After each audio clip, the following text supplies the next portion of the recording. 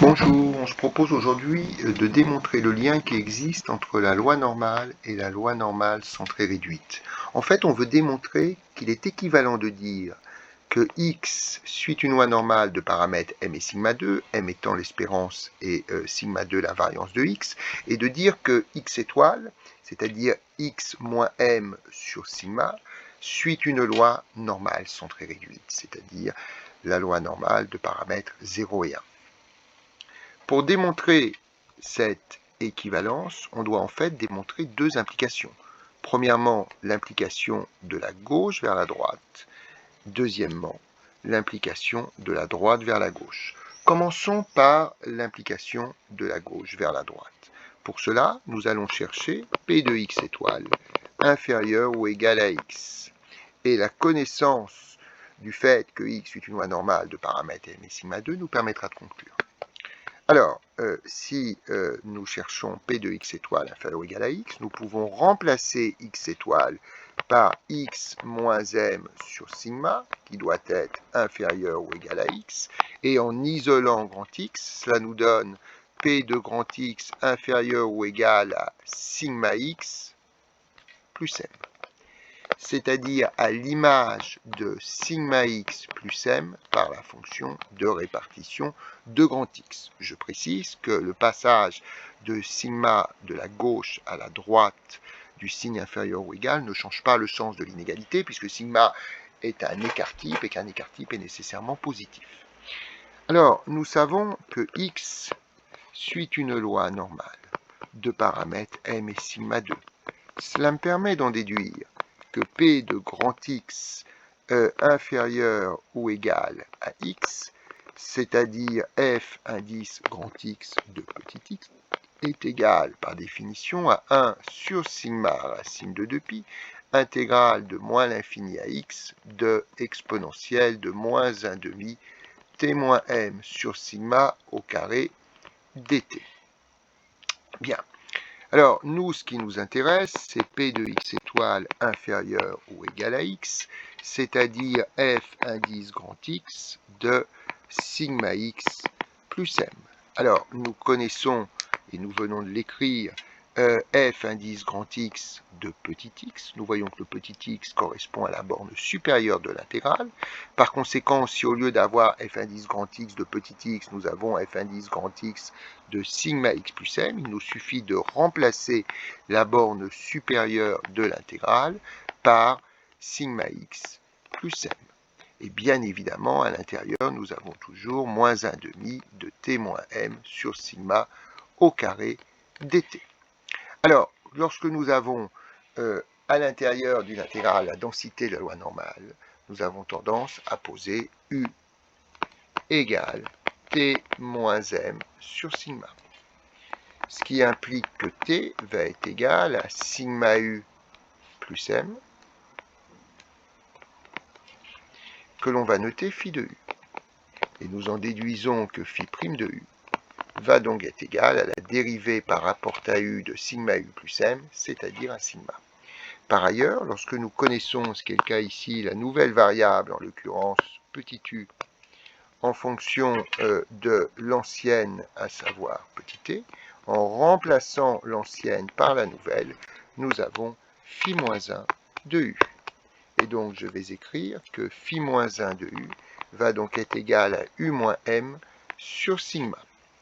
Alors, on peut alors écrire que ce que nous recherchons, c'est-à-dire P de x étoile inférieur ou égal à x, est égal donc à 1 sur sigma racine de 2pi, intégrale de phi moins 1 de moins l'infini.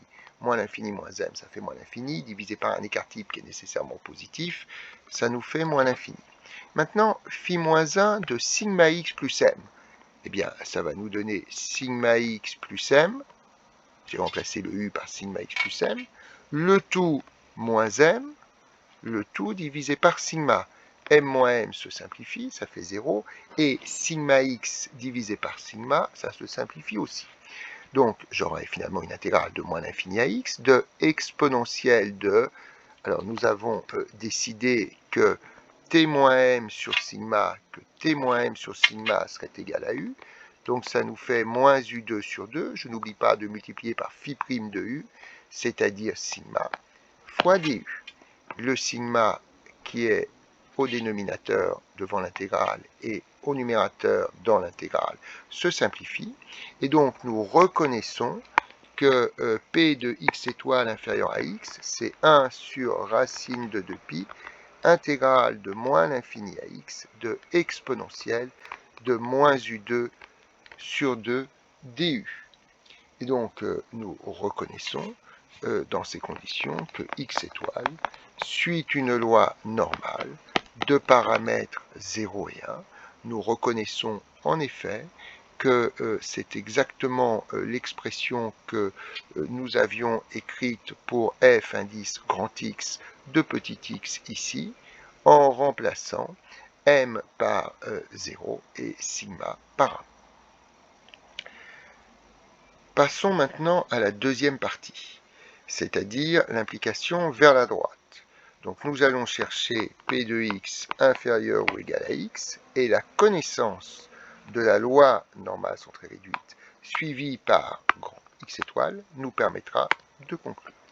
Donc si je détermine P de grand X inférieur ou égal à x, je peux dire que c'est x moins m sur sigma inférieur à x moins m sur sigma, en déduisant m des deux côtés du signe inférieur ou égal et en divisant des deux côtés par sigma.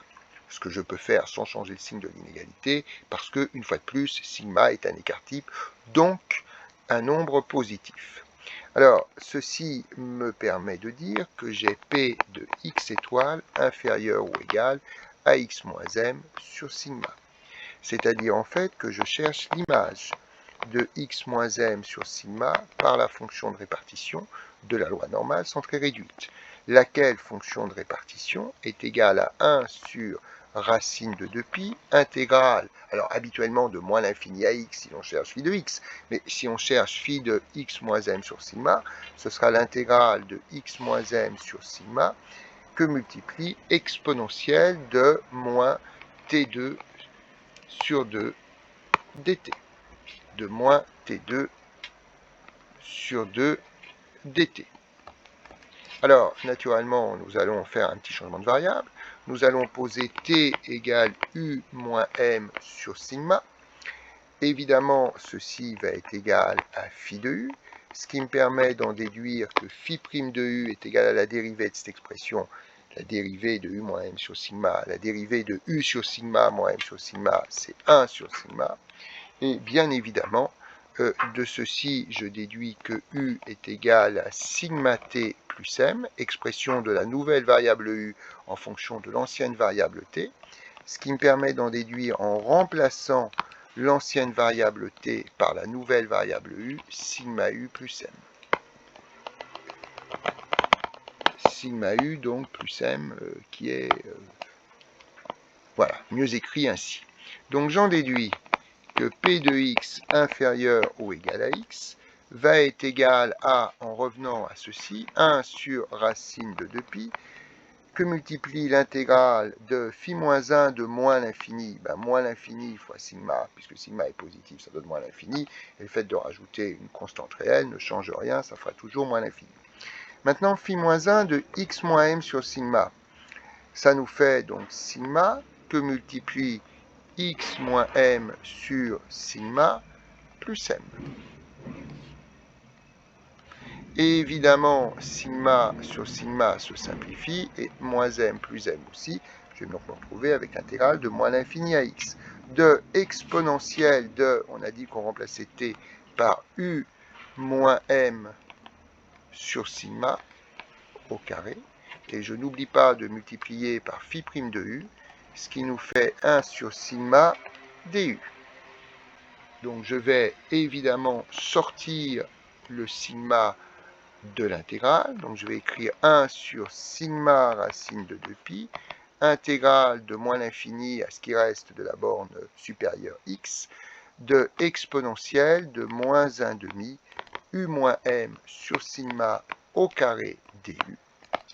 Et bien évidemment, on reconnaît ici l'expression de la loi normale. Je peux donc en déduire que x suit une loi normale de paramètres m et sigma 2. Maintenant qu'on a démontré les implications dans les deux sens, on peut donc conclure quant à l'équivalence.